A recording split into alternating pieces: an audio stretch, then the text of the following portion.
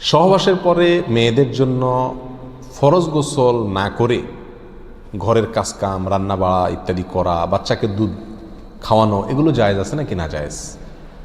গোসল ফরজ হওয়া অবস্থায় গোসল না করার আগ পর্যন্ত কয়েকটা কাজ করা নিষেধ। 1, নামাজ পড়া নিষেধ। 2, তওয়াফ করা নিষেধ। 3, মসজিদে অবস্থান করা নিষেধ। 4, কোরআন স্পর্শ করা নিষেধ। 5, কোরআন পড়া নিষেধ।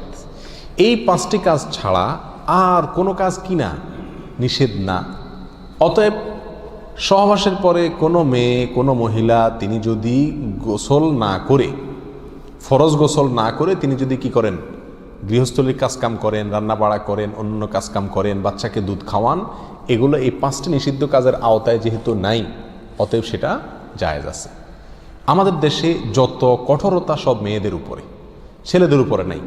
ছেলে গোসল ফরজ হয়েছে, 2-4 ঘন্টা শুয়ে রয়েছে বা এমনকি হাঁটাহাঁটি করছে, তাকে তেমন কেউ কিছু বলে না। সমস্ত চাপগুলা মেয়েদের উপরে। আর এই ফতোয়াগুলা মেয়েদের উপরে, ফতোয়াগুলা দেয়ও বেশিরভাগ মেয়েরাই।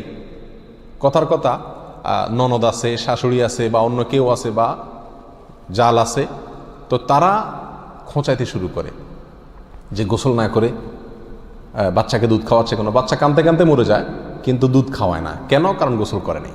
তো এগুলো না জানার কারণে হয়েছে। ফরজ গোসল না করে 5টি কাজ করা নিষেধ, এর বাইরে আর কোনো কাজ নিষিদ্ধ না।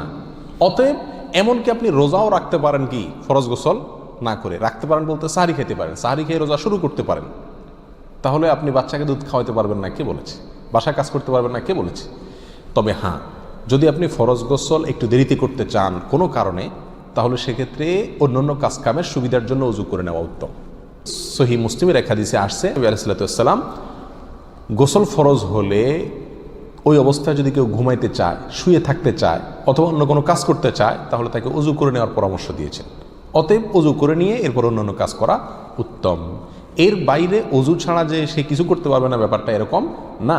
একবার আবু হুরায়রা রাদিয়াল্লাহু তাআলা আনহু, তার সাথে নবী আলাইহিস সালাতু ওয়াস সালামের দেখা হয়েছে কোনো এক রাস্তায়, এই অবস্থায় যে তার গোসল ফরজ হয়েছিল। তো আবু হুরায়রা রাদিয়াল্লাহু তাআলা রাসূলুল্লাহ আকরাম সাল্লাল্লাহু আলাইহি ওয়াসাল্লামকে দেখে এড়াইয়া চলে গেছেন, একরকম পালায়া চলে যাওয়ার মতো, যায় তাড়াতাড়ি করে গোসল টোসল করে তারপরে আসলেন। নবী আলাইহিস সালাতু ওয়াস সালাম জিজ্ঞাসা করলেন, আবু হুরায়রা তুমি কই গেছিলা, তোমার দেখলাম? বলে, ইয়া রাসূলুল্লাহ, আমার গোসল ফরজ হয়েছিল, তো আমি আপনার সঙ্গে বসবো, সময় দেব, ফরজ গোসল অবস্থায় আমার কাছে জিনিসটা অপছন্দ লাগলো, নাপাক অবস্থায় এভাবে থাক, আপনার সাথে সাক্ষাৎ করব। তখন নবী আলাইহিস সালাতু ওয়াস সালাম বলেছেন, সুবহানাল্লাহ, মোমেন আবার নাপাক হয় নাকি? অর্থাৎ এটা তো একেবারে তোমার পুরো বডি নাপাক হয়ে গেছে, টাচ করলে আমি নাপাক হয়ে যাবে, ব্যাপারটা তো এরকম না, তুমি এটাকে এত কঠিনভাবে নিয়েছো কেন? তাহলে এই সব হাদিসগুলোকে সামনে রাখলে মোটামুটি পরিষ্কার হয়ে যায়। আমাদের আয়েশা রাদিয়াল্লাহু তাআলা আনহা থেকে এক হাদিসে আসছে, তাকে জিজ্ঞাসা করা হয়েছিল যে নবী আলাইহিস সালাতু ওয়াস সালাম গোসল ফরজ হলে তিনি ঘুমাতেন কিনা? তিনি বলেছেন হ্যাঁ ঘুমাতেন। কোনো কোনো বর্ণনা আসছে উযু করা ছাড়াও ঘুমাতেন। তাহলে বোঝা গেল উযু করে নিয়ে ঘুমানো, উযু করে নিয়ে কাজকাম করা উত্তম, কিন্তু আপনি যদি নাও করেন তাতে কি হবে না, কোনো গুনাহ এতে হবে না। আল্লাহু আ'লাম।